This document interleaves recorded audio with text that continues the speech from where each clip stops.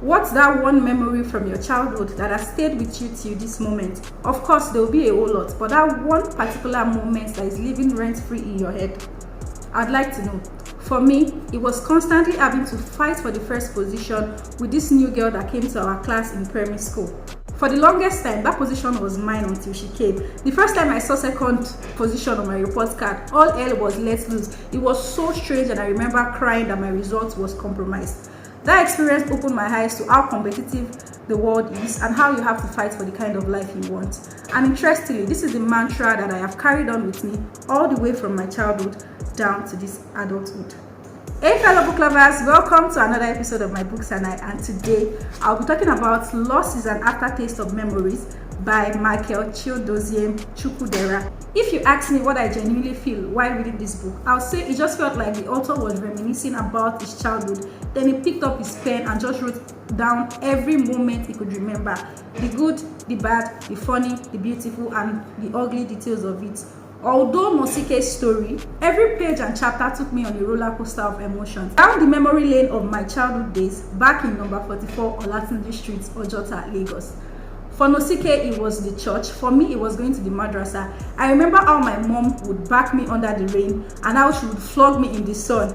Nosike was the first of 3 children. I was the last child, and I enjoyed the last born privilege throughout my childhood days. When we used to be together as one big family surrounding the dining table when it's time to eat, hiding behind the curtains, playing hide and seek, following my parents to their respective workplace. Looking back at our past, memories can blend together, and as we grow older, some details fade or change. Yet, our childhood experiences remain a crucial part of who we become, and reflecting on them helps us understand our present selves. This connection between past and present is what makes exploring our formative years so insightful, and it is this theme that makes this book a compelling read. Family dynamics, peer-to-peer relationship, the role the society plays in the development of a child, religion nuances, love, chastisement, character formations, patience, tolerance, and everything else you can think of that shaped your growing up as a child. Talk about the friction in the relationship between parent and children. I had my own fair share.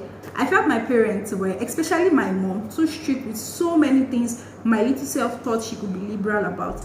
But now that I am grown and can justify it, it makes more sense. In this book, Nosike and his father got at each other's neck, but at the end of the day, it was all for the better. Or is it how our parents would max word just to make us feel better? When Nosike's father subtly announced the death of their mother, it felt so familiar because that was the exact way my dad told me about my grandma's death. It made it seem like she just went somewhere nearby and she may or may not come back, or she never came back.